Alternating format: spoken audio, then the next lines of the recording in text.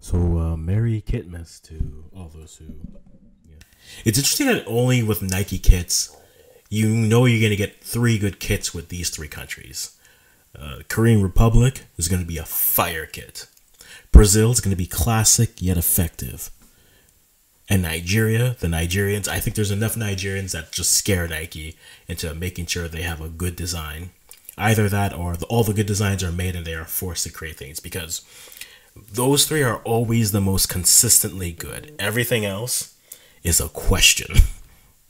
It's a question to say the least, truthfully. And I think that's interesting. I think here in Canada we got excited because we could have got a kit that looked like the 80s kit. And I think in a roundabout way, all the kits do resemble that 80s flair.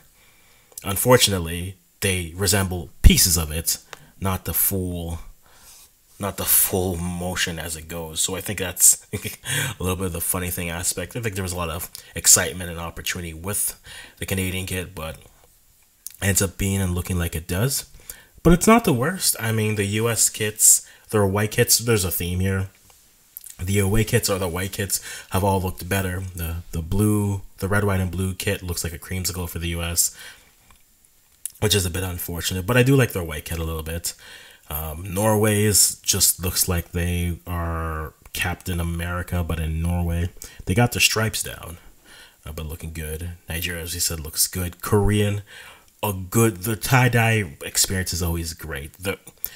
The melding of patterns, whether they're just geography or whatnot, they're always looking good. France, back to the pinstripes. I liked the concept of kind of how it goes. I don't know what they were trying to do with Croatia, because it was just like, they're checkered. Let's just do that. But there are better checkered versions of that, I feel, that they could have turned to and worked with. So that's an option. When it comes to Canada's kits, I saw the comment where someone said they look like Tim Hortons cups circa 1993. And the white kits do look like that. I think the one thing for me was seeing them on live players does make things a little bit more easy to grasp and understand the concept of it. I'm not the biggest fan of a two-tone on the sleeves. I would rather, if you're going to go that, two tones of red, I'd rather you just go black there. Now, these kits for Canada are apparently the kits for the men and the women. And this is where I get on a soapbox and say, there's nothing wrong with making everything, having that synergy, we'll call it. Like, there's nothing wrong with, just streamlining everything and making it look one way. I still, though, am a fan of give me one thing that's uniquely men and one thing that's uniquely women, just as a breakup. I'm a big fan of the third kit. I know in Canada I've been pushing for that blue kit that they had, I think, back in the 2010s. I would love to see a return to that. But I like black. I like the black kits. They really did a good job with the black kits on the women's ones. The red and black maples with the black shorts, and then the white shirts with the red shorts. That's the other concern. If these are here, I thought we had moved past women in white shorts. But if that's the case, that's what they are. Though I am wondering what the alternative goalie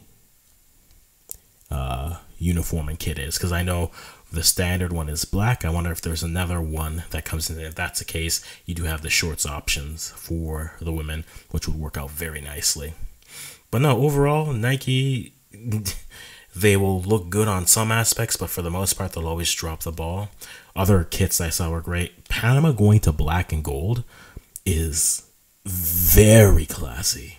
Makes me miss the black a little bit more. But guys, there's been kits that have been dropped. I showed you a few. What kits have you liked the most? I think I'll wrap it up right here.